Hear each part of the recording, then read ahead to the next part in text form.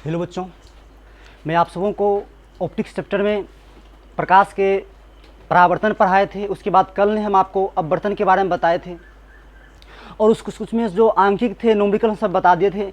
आज हम कुछ आपको बताएंगे, अपवर्तनांक के बारे में बताएंगे, रिफ्लेक्टिव इंडेक्स। प्रकाश के अपवर्तन इसी चीज़ पर डिपेंड करेगा, जो कोई बच्चा का जो अपवर्तनांक है, रिफ्लेक्टिव इंडेक्स, वो कैसा है। अगर वह अच्छा आपका हो गया तो जितना भी न्यूमेरिकल होगा सब आप अच्छा से बनेगी, जितना भी टॉपिक आप आएगा सब में लगेगा अपवर्तनांक। तो सबसे पहले सवाल में स्टार्ट दे करके लिखिए अपवर्तनांक।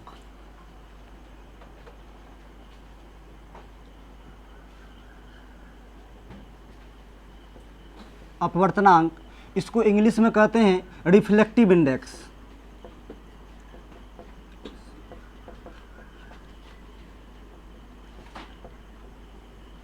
रिफ्लेक्टिव इंडेक्स ध्यान देते हैं, अपवर्तनांक सवाल में लिखेंगे और बोलेंगे, इसको इंग्लिश में बोलते हैं रिफ्लेक्टिव इंडेक्स।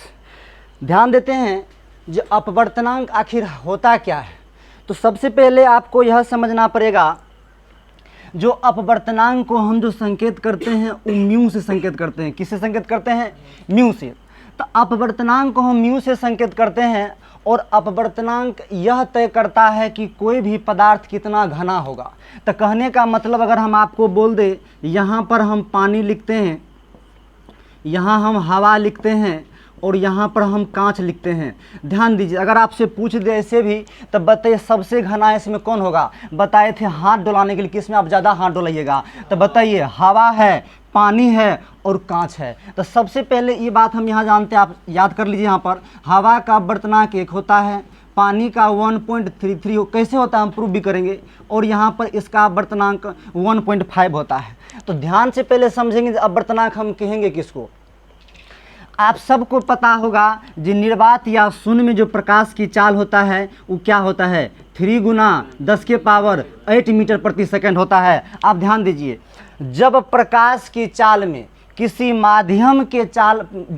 माध्यम में जो प्रकाश की चाल होगा उससे भाग दीजिएगा तो उसी को हम अपवर्तनांक कहते हैं। तो अपवर्तनांक का फॉर्मूला बाबू होता है म्यू बराबर c/v। कहने का मतलब म्यू जो है वो अपवर्तनांक है और सी जो है प्रकाश की चाल है। निर्वात या शून्य में प्रकाश चाल है जो होता है 3 × 10⁸ मीटर प्रति सेकंड, और यह जो है वेग को रिप्रेजेंट करता है। तो मान के चलिए इस प्रकाश के वेग में किसी माध्यम में कितना प्रकाश की चाल है ओकरा से भाग दीजिएगा, तब जो एक नियतांक प्राप्त होता है उसी को हम क्या कहते हैं? म्यू कहते हैं। आपसे कितना बार क्वेश्चन पूछेगा जी म्यू का अपवर्तनांक क्या होता, मतलब म्यू का मात्रक क्या होता है? तो म्यू का ना तो मात्रक होता है बाबू और ना इसका कोई बीमा होता है। ये कैसे सर जी? तो देखिए, सी भी प्रकाश की वेग, ई भी वेग, तो वेग के मात्रक भी मीटर प्रति सेकंड, इसका मात्रक भी मीटर प्रति सेकंड, तो दो समान राशि का अनुपात हुआ तो ये कट गया, जैसा कोई मात्रक हुआ नहीं। समझ में आया? तो आपसे पूछेगा जब वर्तमान क्या मात्रक होता है, क्या कहिए? इसका मात्रक नहीं होती, मात्रक हीन होते और बीमा भी हीन होते हैं। लिखिए, सब आदमी डैश दे के लिखिए। तो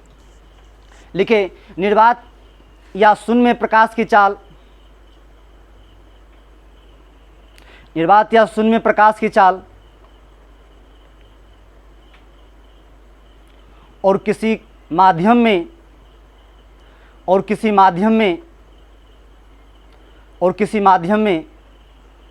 प्रकाश की चाल के अनुपात को, या वेग भी दे सकते हैं, कोई बात नहीं है। निर्वात या शून्य में प्रकाश के वेग तथा किसी माध्यम में प्रकाश के वेग के अनुपात को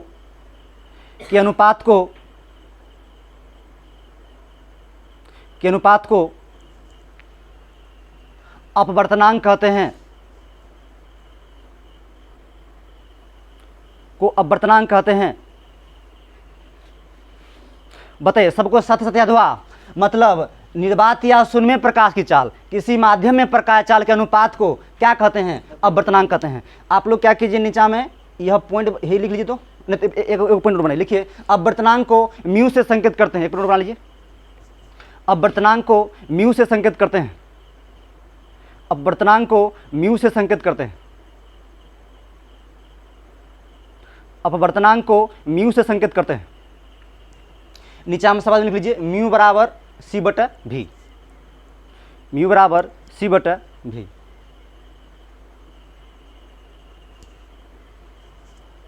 चलिए, शब्द समझ होंगे। आप बताइए, आपको एक एलिमेंट शब्द याद हुआ? कितना भी सुना सकते हो? बोलिए सब आदमी। प्रकाश की चाल और किसी माध्यम में प्रकाश के अनुपात अनुपात को क्या बोलेंगे? अपवर्तनांक बोलेंगे। नीचे हम एक पॉइंट बना के लिखिए, लिखिए निर्वात या शून्य में प्रकाश की चाल, या बेग कर दीजिए जो बात लिखिए, निर्वात या शून्य में प्रकाश के वेग, निर्वात या शून्य में प्रकाश के वेग, प्रकाश के वेग कोष्ठ में सी दे दीजिएगा, प्रकाश के वेग कोष्ठ में सी दे दीजिएगा। अब बराबर 3 गुना 10⁸ मीटर प्रति सेकेंड होता है। चलिए इतने लाइन पर देखिए, फिजिक्स को भाषा नहीं, इसको न्यूमेरिकल पर सेट किए हैं। इस पर कम से कम 4 से 5 सवाल हम चलेंगे। कहने का मतलब है यह तो लाइफ टाइम रिचार्ज है, क्या तुम इसको बदल सकते हो?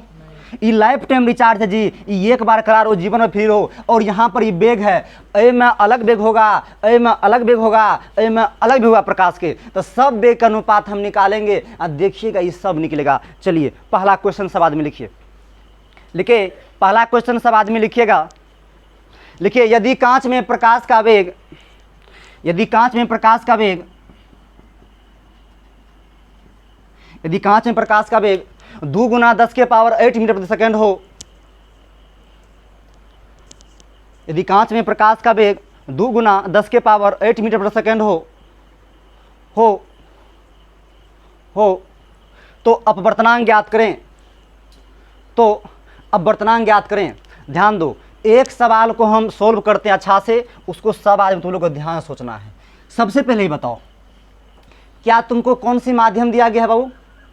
वहाँ पर हाँ कांच दिया गया है, तो सबसे पहले ऊपर में आप कांच लिख लीजिए, कोई दिक्कत? मेरे तरफ ध्यान से देखो, एक सवाल हम बताते तो आप बात रहिएगा। सबसे पहले हम क्या लिखेंगे? कांच लिखेंगे। आप बताइए कांच में प्रकाश की वेग कितना है? अच्छा चलिए कोई बात नहीं, इसको थोड़ा नीचे कर लेते हैं। चलिए तो कांच यहाँ देते हैं, सब आदमी देखते हैं जो कांच में प्रकाश की वेग, तो बाबू रे वेग को किससे दिखाते हैं? भी से। तो यहाँ पर भी बराबर लिखेंगे 2 गुनी 10⁸ मीटर प्रति सेकेंड। ये बात समझा कि नहीं समझा? पूरा क्लियर है? अब वर्तनांक को हम किससे दिखाते हैं? म्यू से दिखाते हैं। तो हम म्यू बराबर क्या लिख देंगे? व्हाट लिख देंगे? अभी तुमको बताए हैं जो म्यू बराबर फार्मूला क्या होता है? C/V। समझा कि नहीं? ध्यान देते हैं। तो म्यू बराबर बतौर बाबू C बराबर लेफ्ट में चार्ज है, बोल 3 गुना 10⁸ मीटर प्रति सेकेंड। अभी आप भी निकाले हो, भी कहते हैं 2 गुना 10⁸ मीटर प्रति सेकेंड। बताओ ई वाला कटा नहीं कटा? तो सीधी सी बात है बाबू, म्यू बराबर 2 कितना बचेगा बाबू? बड़ी 3/2 भाग दीजिए, 2 का 2 अब बढ़ गया कितना? 1.5। तब बताइए कांच का वर्तनांक कितना होता है? 1.5। आपको यह ऑब्जेक्टिव भी बन गया जो कांच का वर्तनांक कितना होते हैं, तो 1.5 दिल हम यहाँ लिखे भी थे 1.5। जल्दी फुर्ती में सवाल लिखिए, जल्दी फुर्ती में, थोड़ा फाड़ लिएगा।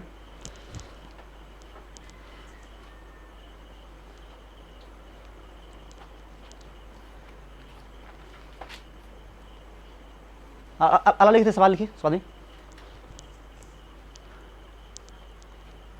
ये पूरा हो गया क्लियर? नेक्स्ट सवाल लिखते हैं, लिखिए यदि पानी में प्रकाश का वेग, यदि पानी में प्रकाश का वेग 2.25, बोर्ड पर लिखा हुआ है 2.25 गुना 10⁸ मीटर प्रति सेकेंड, 2.25 गुना 10⁸ मीटर प्रति सेकेंड हो तो पानी का अपवर्तनांक ज्ञात करें। पानी का अपवर्तनांक ज्ञात करें।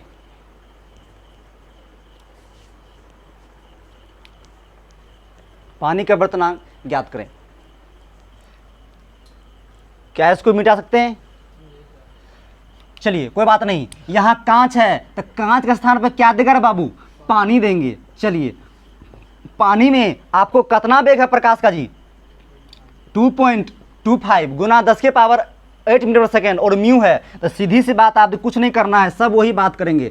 आपको बताए हैं C जो है लाइफ टाइम रिचार्ज है 3 गुना 10⁸ मीटर प्रति सेकेंड, और यहाँ पर आपको वेग दिया हुआ है 2.25 गुना 10⁸ मीटर प्रति सेकेंड। इसको आप काट दीजिए, काट देंगे तो यहाँ बच क्या गया बताइए? 3 है तो 3, अब बटे में 2.25। एक पॉइंट को जब हम यहाँ पर उड़ा देंगे तो ऊपर में क्या गो जीरो दीजिएगा, 2 गो जीरो हम देंगे। आप बताइए 300/225, 25 से काट दीजिए, ये 12 मरतबा पर कट जाएगा, 25 इसको काट दीजिए, ये 9 मरतबा पर कट जाएगा। तो काटिए, फिर काटिए आप लोग, कितना हो जाएगा, काटिए 3 से, 3 चौके 12, 3 तिया 9, इसको भाग दीजिए, 3 का 3, कितना हो जाएगा 2.5। तो कहने का मतलब है आपको क्या हम लिखाए थे, किसका वर्तमान दिए थे जी, तो पानी का। कितना आ गया पानी का वर्तनांक, अच्छा भी इसको फिर से भाग दिए तो भाग अच्छा दीजिए, तो 3 से काटेंगे तो कितना हो जाएगा, ये 3 चौके 3 का 3, और कितना आ गया बोले तो बार, 3 वहाँ पर 3 मतलब लगेगा, 10 जब उतार 3 दिया 9 3 होगा वहाँ पे, यहाँ 3 होगा, जिस 3 होगा। चलिए यहाँ क्या होगा, 3 दीजिए, समझ बात को। चलिए फुर्ती में लिखिए आदमी, फुर्ती में लिखिए।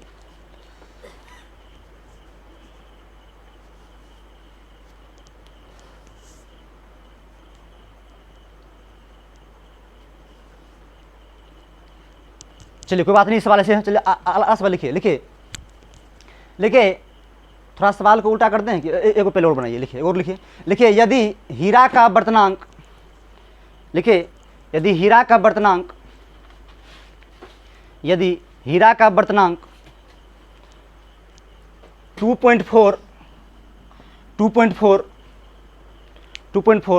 हो तो हीरा में प्रकाश का वेग बताए, हीरा में प्रकाश का वेग बताएं, हीरा में प्रकाश का वेग बताएं।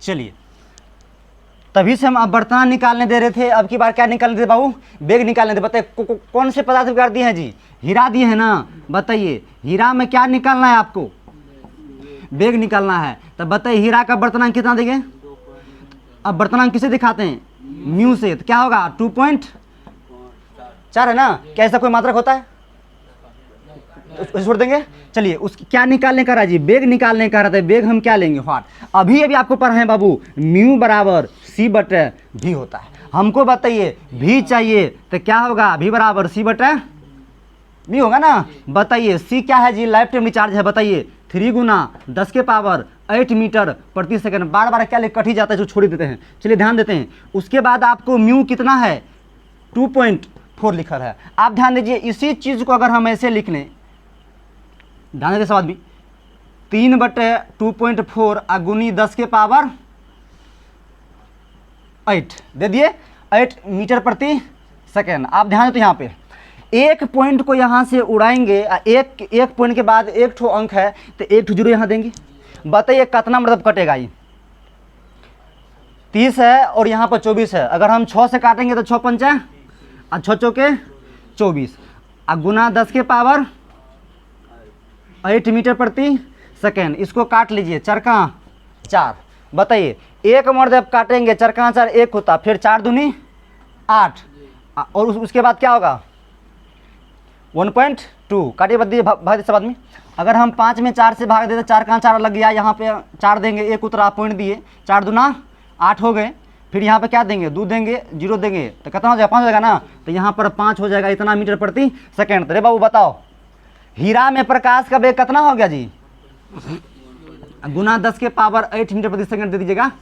कहने का मतलब है कि अगर आपको हीरा का वर्तनांक रखना होगा और उसमें प्रकाश की चाल पूछेगा तो कितना हो जाएगा 1.25 10 के पावर 8 मीटर प्रति सेकंड। फुर्ती में लिखे सब आदमी,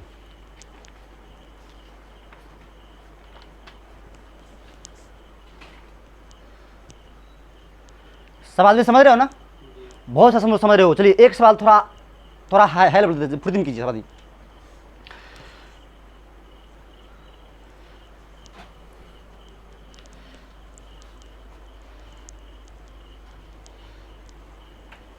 देश सवाल क्या, ले क्वेश्चन लिखे तो लिखिए, कांच की एक खिड़की, लिखते हैं कांच की एक खिड़की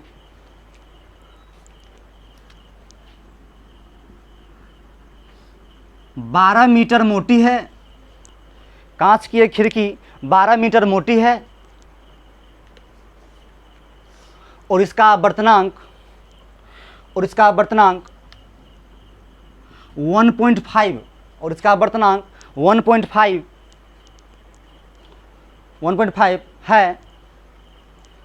है तो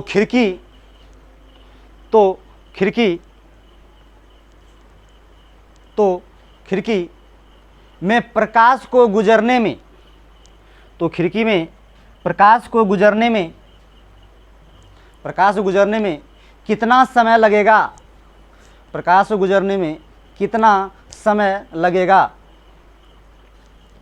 चलिए सवाल मेरे लिए हैं, एक बना देते हैं। तो बोर्ड में कैसा सवाल पूछा है इस पर, उस सवाल हम आपको यहाँ लिखेंगे तो आप लोग सबसे बन जाएगा। चलिए ध्यान दीजिए, आप बताओ तुमको दिया क्या है बाबू? वो टाइम मांग रहा है, बताइए। दूर दूर तक कोई संबंध है इससे, लेकिन देखिए टाइम आपका निकलेगा।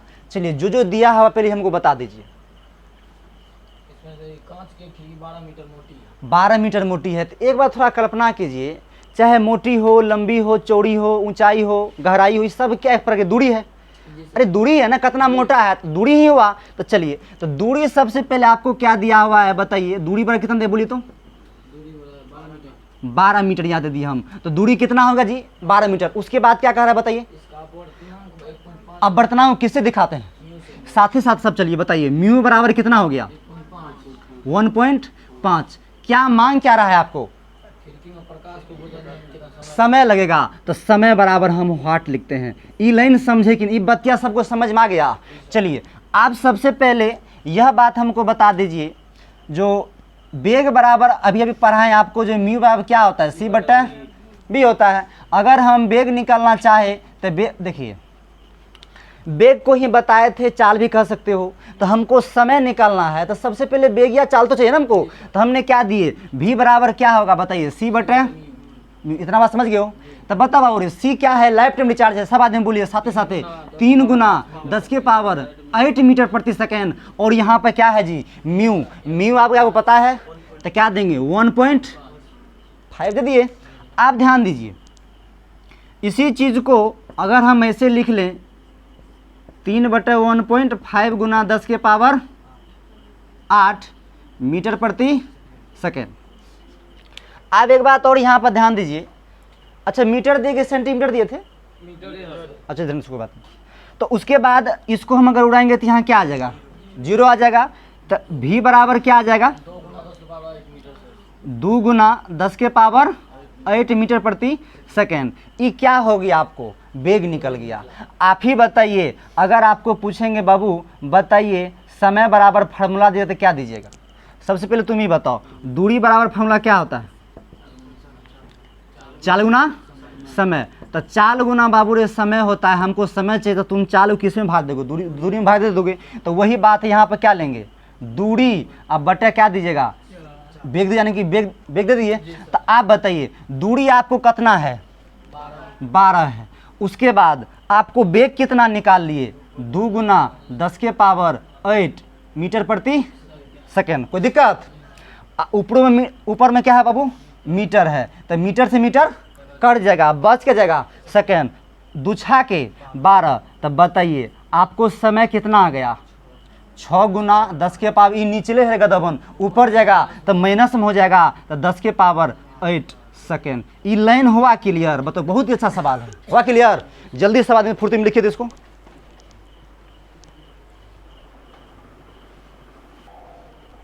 चलिए सवाल में लिख लिया इसको। नेक्स्ट सवाल फुर्ती में लिखिए। इसी टाइप का सवाल जो बोर्ड में पूछा गया, एग्जाम है, बोर्ड में पूछा सवाल वही लिखिए, फुर्ती में लिखिए जल्दी से। लिखिए, कांच की एक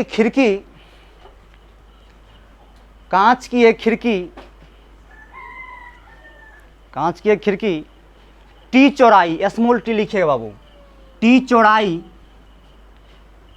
और म्यू अपवर्तनांक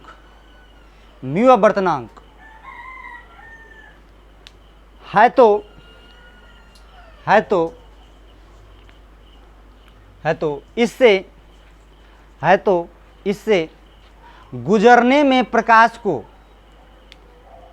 इससे गुजरने में प्रकाश को कितना समय लगेगा? गुजरने में प्रकाश को कितना समय लगेगा, कितना समय लगेगा। चलिए सवाल में ध्यान देते हैं, हम आपको इस सवाल का ऑप्शन दे देते हैं। चलिए पहला ऑप्शन लिखिए म्यू टी बटे सी, बी में लिखिए म्यू सी बटे टी, सी में देते हैं म्यू सी टी, डी में लिखते हैं नन ऑफ दीज देते हैं। चलिए फुर्ती में साथ बनाइए, तो सेम सोचना, जैसे उस सवाल बने सेम वैसे ही बनेगा।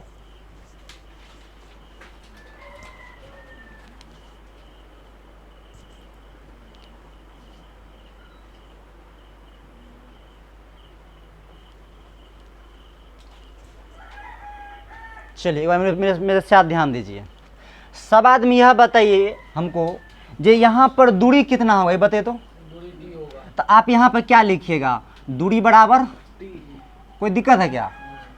क्या कौन चीज़ मांग रहा है बताइए, कितना है, कितना बर्तनांक बाबू, म्यू अपवर्तनांक के। तो आप एक बात हमको बता दीजिए, जो आप जो है म्यू बराबर क्या जानते हो फॉर्मूला,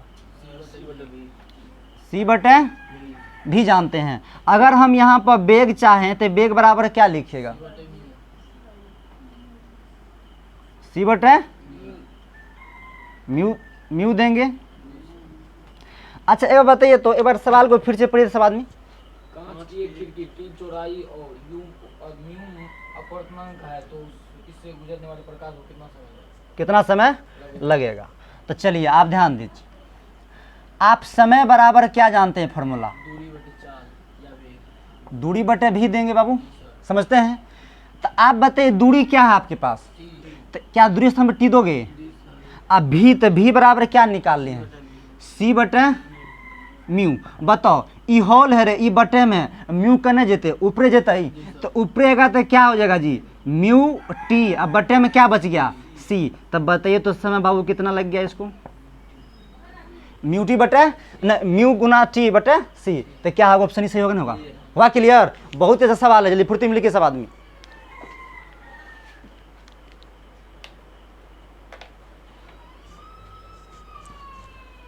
चलिए तो समझ लिख लिए, आप ध्यान दीजिए। इतना बात समझने के बाद आपको जो हम आगे पढ़ाएंगे वह जो होगा, अपवर्तनांक के ही दो पार्ट होंगे। लिखा नहीं है क्या शब्द में, अच्छा फुर्ती में लिखिए, लिखो फुर्ती में लिखो, लिखिए लिखिए फुर्ती में लिखिए।